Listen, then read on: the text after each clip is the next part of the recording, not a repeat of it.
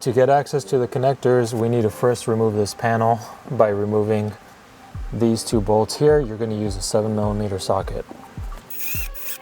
In this case, this one has an aftermarket trailer connector. I'm just going to disconnect that so it's out of the way. Now the next thing to do is just to pull this panel off. It is only held in with retaining clips.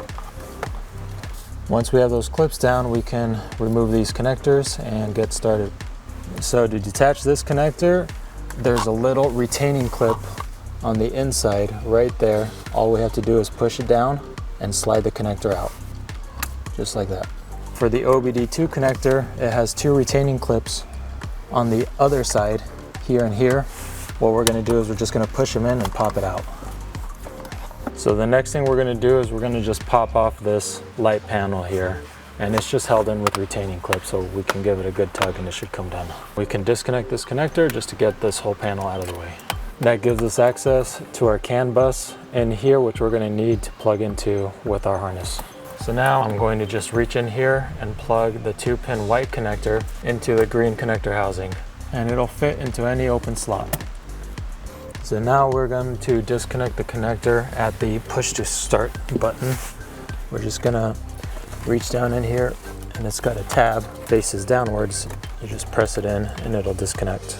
Now you just pull it down, and we're going to use these two connectors. The female is going to go into the one you just connected, and this connector, which is the male, is going to take its place with that tab going down. On our harness, we have a purple yellow wire that's loose in a loose bundle. We're going to take this one and we need to connect it to an ignition on wire from the gray connector here in the back.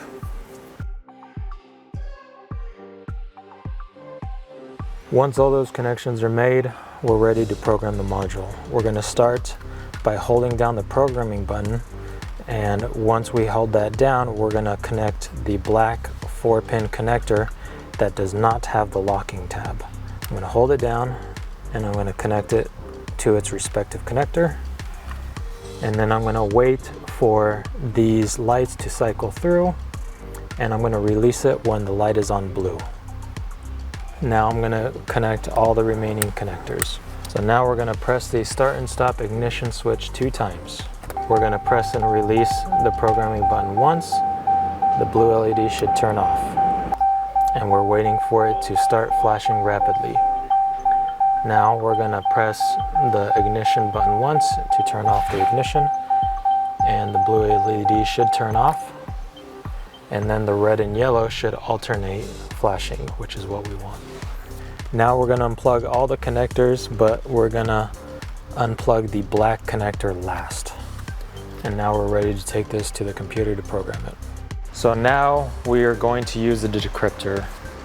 First thing you have to do is download and install the FlashLink Manager, which is the software we use to get this finished. Once it's downloaded and installed, we're going to plug in our FLL tool. It's going to turn on and it's going to cycle between colors, and it'll stop on red. Once it's stopped on red, we can go ahead and plug in our remote start module. It's going to auto detect, and then we're going to get some information.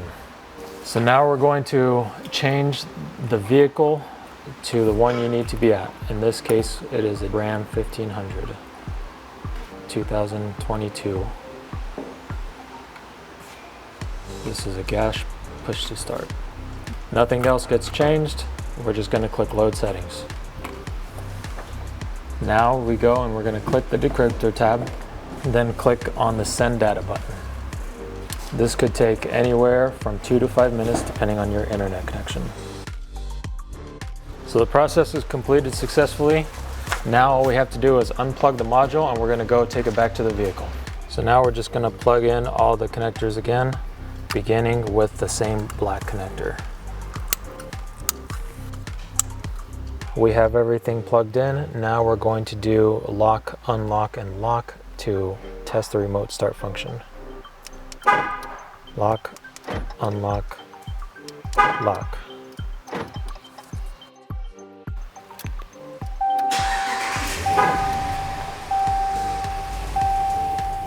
We're going to kill the engine by stepping on the brake pedal. Now we'll just button everything up and get this vehicle finished.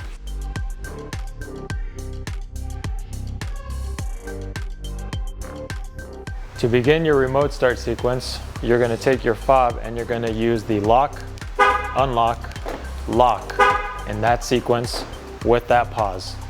The vehicle will then go into the remote start sequence and start up. When you're ready to use your vehicle, you just need to unlock the vehicle, step inside, push the push to start button, put it in gear, and you're off.